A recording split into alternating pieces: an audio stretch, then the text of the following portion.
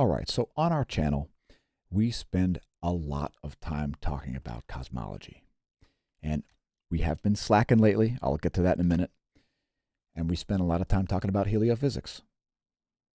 In many ways, these subjects are related.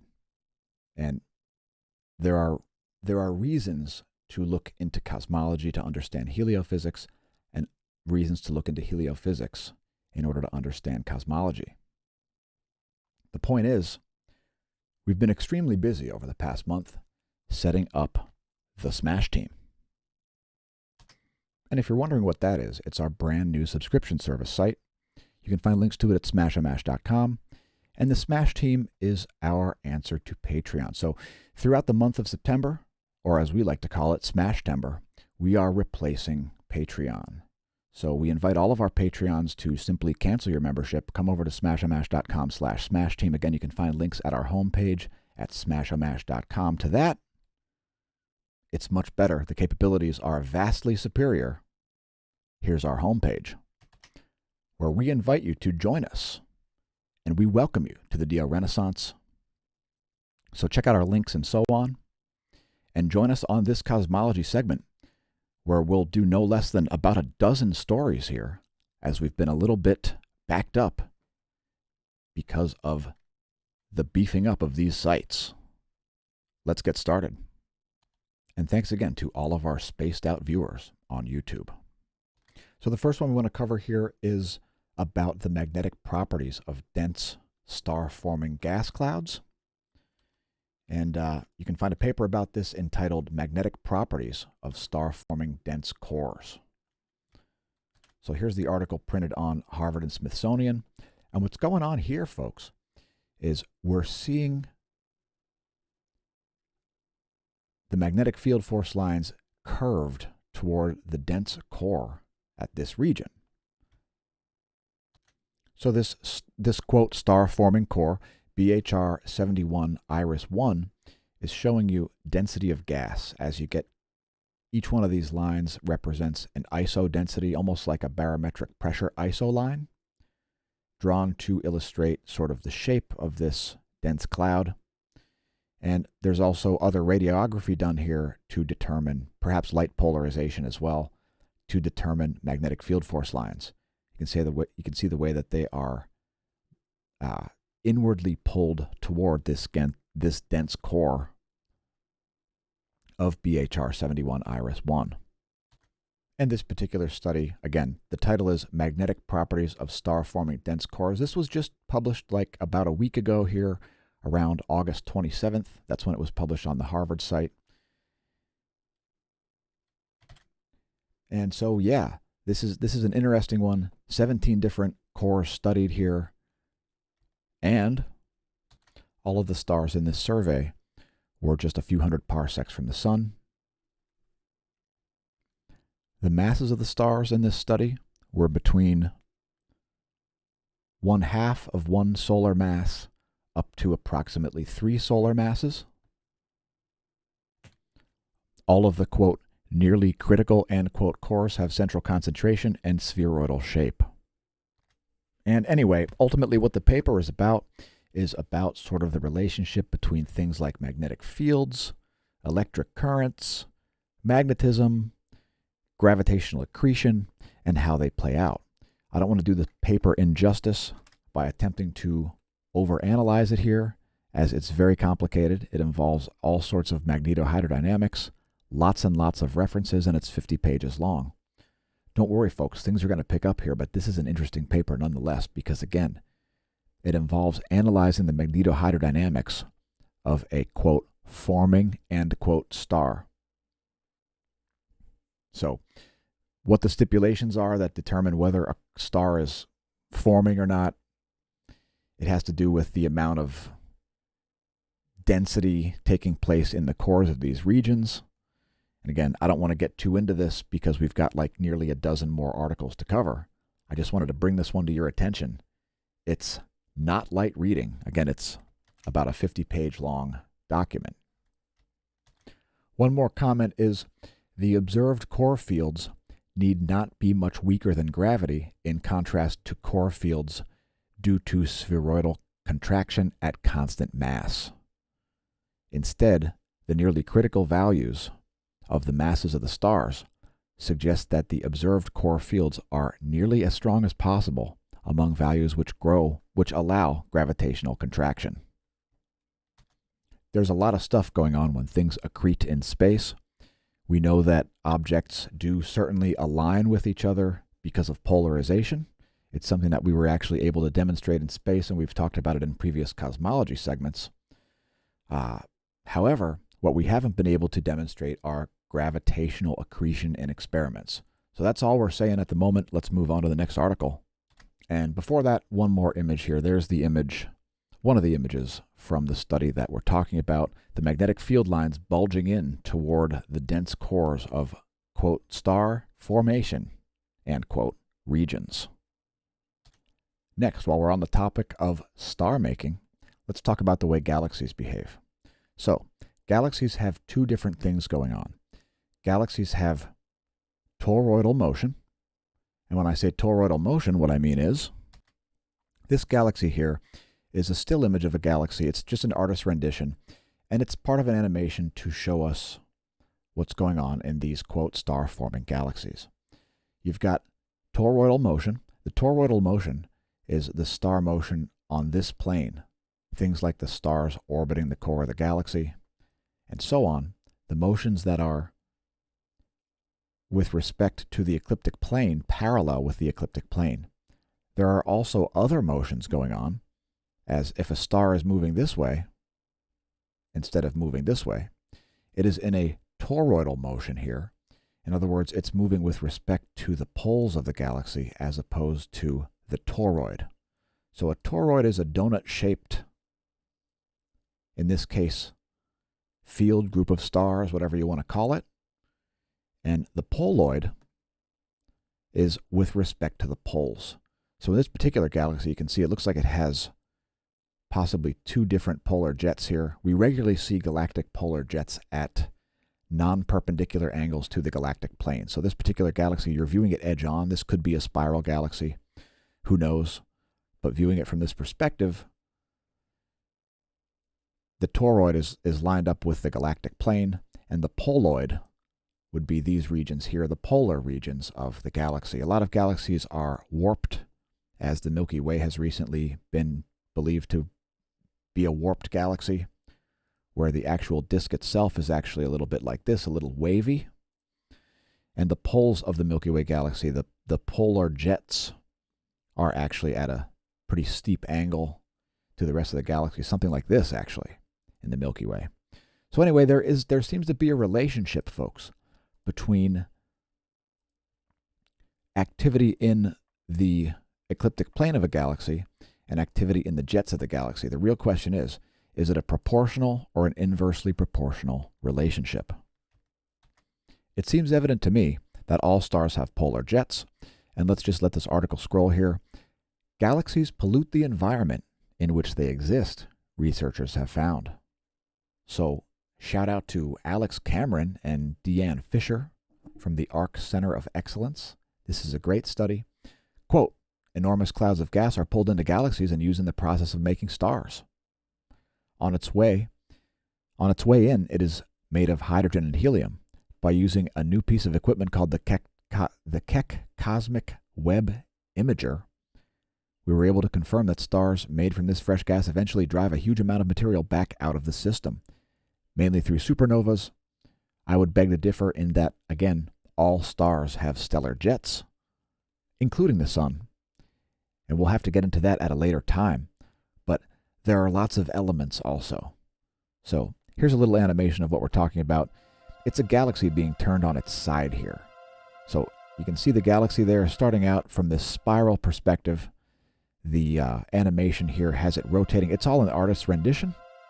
And so now we're going from the ecliptic plane view to the side view. So now you're looking across the plane of the galaxy. Again, because we've rotated this, galaxies appear typically cigar-shaped. And what's going on is a lot of stars have a lot of jets, and they're producing this sort of secondary exhaust from the galaxy that comes out typically perpendicular to the mode of the ecliptic plane of the galaxy. So this is a common thing. This is what we see generally as the rule when we look at these environments. And again, the real question is there a relationship between the material in the, quote, accretion disk portion of the galaxy and the exhaust-like material coming out perpendicular in the stellar jets? As our regular viewers are well aware that galaxies tend to have jets emanating from the poles. And there's a switch to X-ray because that's some real imagery there, on which the artist's rendition was based. So what's cool about this, folks, is that you can actually see the two different environments here. Here is the torus of the galaxy, largely donut-shaped if you viewed it from a slightly different perspective here. And you can see all of this material up here. This is the stellar exhaust portion of the galaxy, and it's sort of a normal thing. Let's move on to another article. And yes, the evolution of galaxies does affect heliophysics and vice versa. That said, I would highly recommend all of you cosmology buffs check out astronomy and astrophysics.org, AANDA.org. It is spectacular, and you will find more articles here than you'll be able to read in a day. Here's one of them. So I just did a search here for glow star, which brings me to this article, A Global View on Star Formation, the Glow Star Galactic Plane Survey, supernova remnants in the first quadrant of the Milky Way. And it has some incredible radiographs. So here is a radiograph of supernoval remnant G20.0-0.2. And it is a very, very detailed and complex radio survey. Back in the mid-90s, I was fairly unimpressed by radio astronomy. Back then, radio astronomers in general, assured me that I didn't know what I was talking about. Radio astronomy is the future, and it's more than interesting. So I've got an astrophysics folder on my desktop. This is in the folder. And just check out the imagery here. It is quite spectacular. Highly recommend you check out the paper. Again, the title is A Global View on Star Formation, the Glow Star Galactic Plane Survey. Did you know about the huge mysterious gap in time in the rock strata in the Grand Canyon? Yeah, there is a gap in time in the rock strata of the Grand Canyon. Just to shift the gears a little bit closer to home here, is this cosmology? Well, we're not exactly sure. I don't think so at the moment. But in any case, what is it that caused the hundreds of millions of years worth of missing rock strata data, rock strata period, in the Grand Canyon? Let us know in the comments what you think of that. And if you want to read the article, again, that's the title. There's part of the article for you. And it's called The Great Unconformity, yes. So science is an ever-changing thing, folks. There is no consensus. And yeah, if science were a consensus, planet Earth might still think that we're on a flat planet with the sun orbiting us. Which brings me to a point about our mission. smashamash.com/forum/mission if you want to read about it. One of the last things we talk about is being ossified in your beliefs, and we would invite you, the viewer, to not be ossified in your beliefs. Some aspects of cosmology have been looking more and more like astrology. Shout out to Veritasium. Have you ever heard of 16 Psyche? Let's stay within the solar system for a while here. 16 Psyche tells us something about cosmology. 16 Psyche is believed to be the, quote, exposed metal core of a planet, which was struck by something which knocked away all the regular rocky layers and left behind a largely metal asteroid. It's about 140 miles or 226 kilometers in diameter. And there is a mission about to be sent out to 16 Psyche. So just next year, in August, there's going to be a mission. And in about 6 years after that, there will be an orbital observation of 16 Psyche. Super excited about this one. And again, we've been holding off on our cosmology segments because of being just simply too busy. They're coming back, and they're coming back in a big way. This is super exciting. A metal asteroid. So, very interesting there. And let us know in the comments what you think of 16 Psyche and the mission going out to it. Let me get some dates for you here. Psyche is scheduled for space exploration in 2022. It's expected to arrive and begin orbital exploration of 16 Psyche in 2026 to 2027. Yowzers! And you can read more about the mission if you like at nasa.gov/Psyche. Super excited about this mission. The metal asteroid.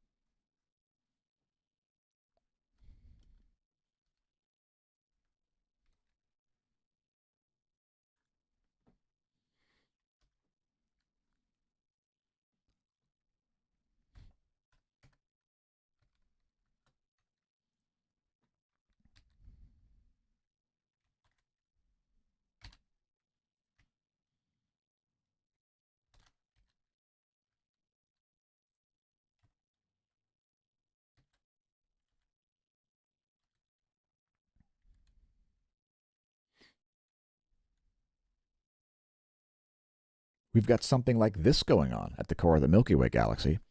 And these are typically all very hot, bright, stellar objects with extremely powerful outputs.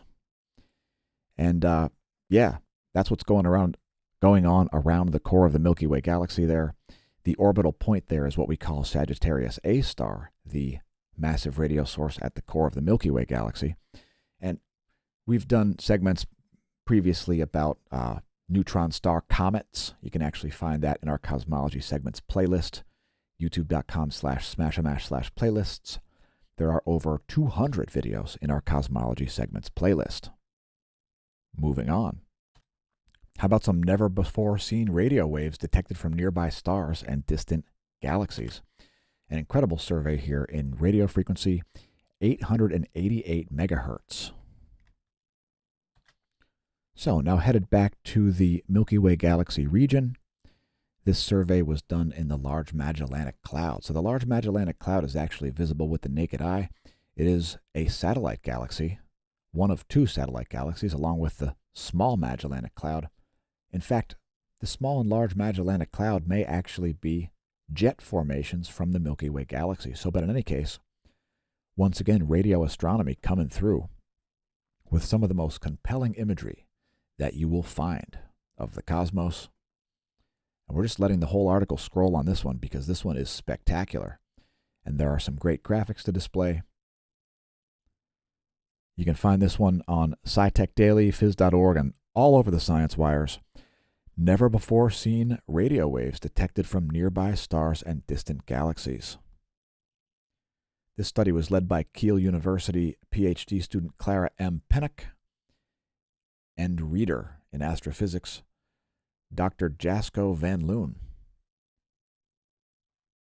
And the Australian Square Kilometer Array Pathfinder was used here, also known as ASCAP, ASKAP, was the telescope used to photograph the cloud at radio wavelengths.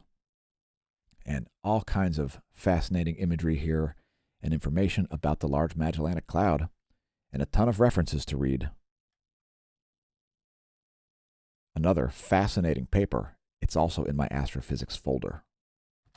So, are you feeling spaced out yet? This is why we put out a lot of cosmology segments, folks. It's because when you fall behind, it might make your brain hurt. By the way, if your brain hurts, that's a good thing. It means you're learning and creating new connections. Let's continue on. In the mid-1990s, my favorite cosmologic object, my favorite galactic scale object was the quasar. Because back in the mid-90s, we didn't know what quasars were. Why was it at a galaxy sort of a distance, but much brighter than any sort of a star could output? Quasars were not understood. Now, in the year 2021, when this video was recorded, my favorite cosmic object is the blazar. What is a blazar, you ask? Well, it all determines on your perspective. So, if you are viewing a galaxy from this sort of a perspective, you're going to see what we call a radio galaxy. A prime example of a radio galaxy is Cygnus A, the strongest radio source in the entire sky, second only to the Sun. Being perpendicular to the galactic jets and looking across the galactic plane is what tends to give us a radio galaxy. If, however, you're viewing from a slight angle like this, you'll get a different type of active galactic nucleus known as a Seyfert 2 galaxy. If you're closer to the jet output, you will be in a Seyfert 1 galaxy. If you're in the jet, you might see a quasar or a blazar. Blazars are the likely extragalactic source for cosmic rays coming from outside the Milky Way galaxy. Back in December 2020, somebody thought the emissions of blazars were interesting, especially neutrino-emitting blazar TXS 0506 plus 056. So I just wanted to cite this as it is cited in the main article that we're talking about here. So you may want to read this one as well. The power of small to medium telescopes, but more importantly, some new research examining the emission from this blazar. So using the Very Energetic Radiation Imaging Telescope Array system, also known as VERITAS, this gamma ray blazar has been observed. And I'll just allow this one to scroll here. Not a whole lot to say about this, other than blazars ought to be observed. Cosmic rays are super important. Once again, shout out to Veritasium for making a video about it. Fascinating video recently came out from Veritasium. So once again, another reference there, just by chance. So here's the image from the article, and let's go take a closer look at this one. So we look at the Neil Gorell Swift Observatory regularly on the channel. It is a hard X-ray monitor. It's got over 1,000 entries. And on this X-ray monitor, one of the entries is indeed this blazar. So if you come down to number 160,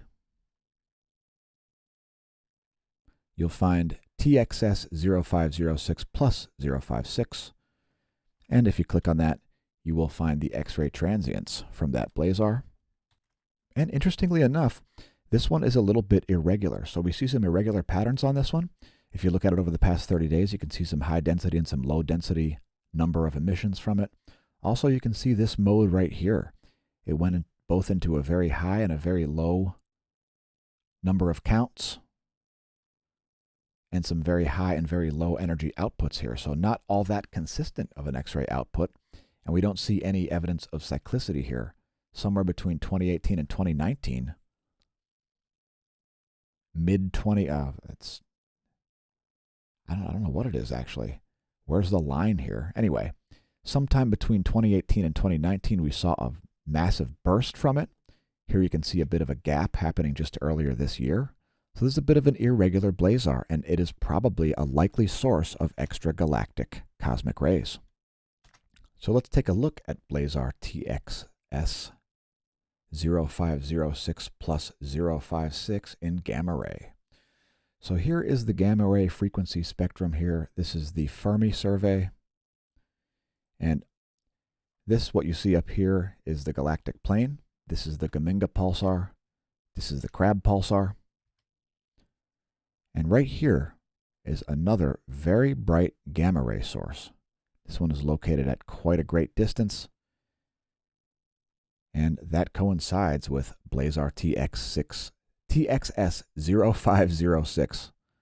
TXS 0506 plus 056. Let's take a look at it in some different frequencies. Here it is in ultraviolet light, and you can see it's just a tiny point of light there, totally different than the gamma ray survey. And we'll zoom way in and see what this blazar looks like in ultraviolet light. There you can see one survey must have ended and another began right there, but it's a fairly bright point source there in the ultraviolet frequency spectrum. Next, we'll look at this blazar in optical from the Pan-STARRS, one of the most high-resolution optical surveys you'll find. A fairly symmetrical point of light there, again, as we're looking directly down the galactic jet from this blazar. And let's switch to one more frequency here. Let's see what the 2MASS has to show about Blazar TXS 0506. I think I said it right twice in a row now. And we'll zoom back out here in infrared.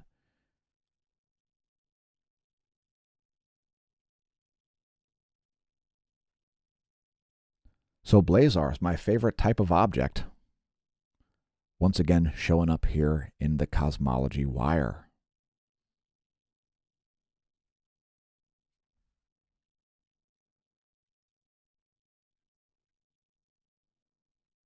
Did you think we were done with the cosmology segment already? Nope, more radiography. The LOFAR array is an array of over 70,000 ground-based radio telescopes, and it has recently obtained the most detailed images ever of galaxies. This is a phys.org article. Talk about some HD imagery. And by having 70,000 radio telescopes, you can get a pretty good image, and you can scrub out a lot of bad data. Wait, there's more. There have been conjectures, people conjecturing, a lot of folks thinking that fireballs and meteors are somehow affected by the magnetosphere, or that they affect the magnetosphere. I don't think so, and I never have. Here's a map which directly refutes your claims. As you see, there is no correlation between the polar regions or the South Atlantic anomaly or the equatorial regions where fireballs are most likely to happen. So here's a very detailed map of fireballs and meteors, and you can see how evenly distributed they are. Are they random? Who knows? Who knows if they're random? But you can find an article about it here on SciTech Daily. The title is Meteors Great and Small, NASA Map Shows Detected Fireballs and Their Impact Energy. So you're seeing impact energy there, as that one is.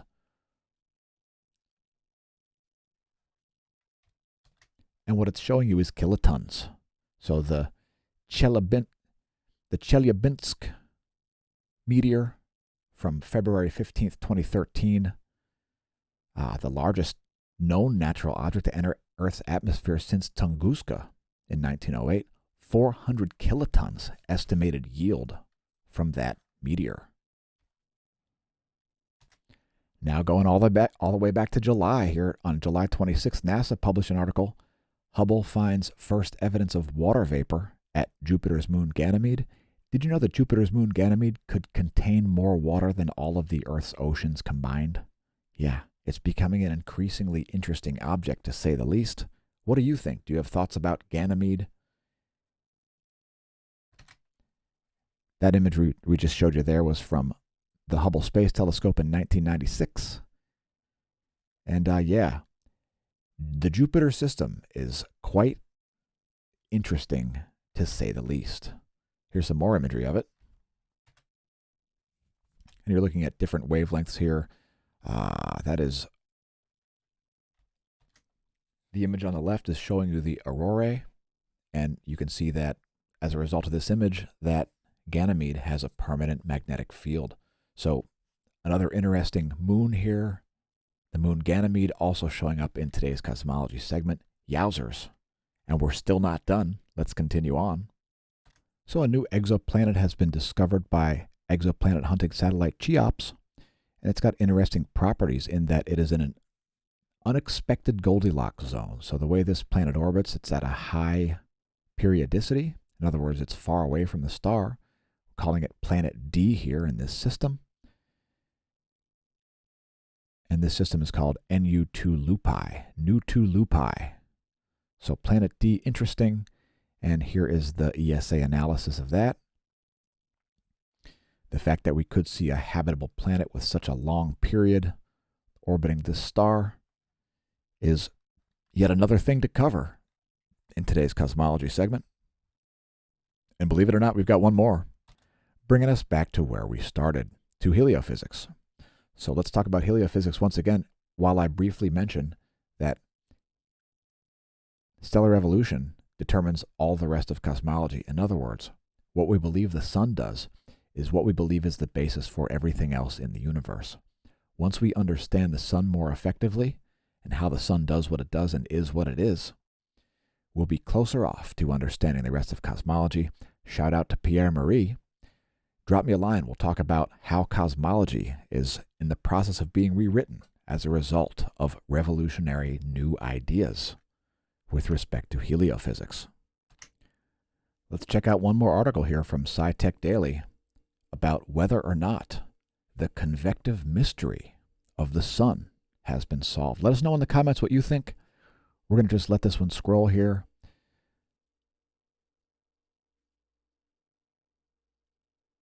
So this particular research was done by a gentleman with the name of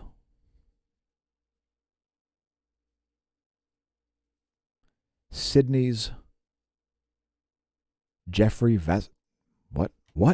Wait. Yeah, University of Sydney's Jeffrey Vasile, and apparently Keith Julian, photographed here.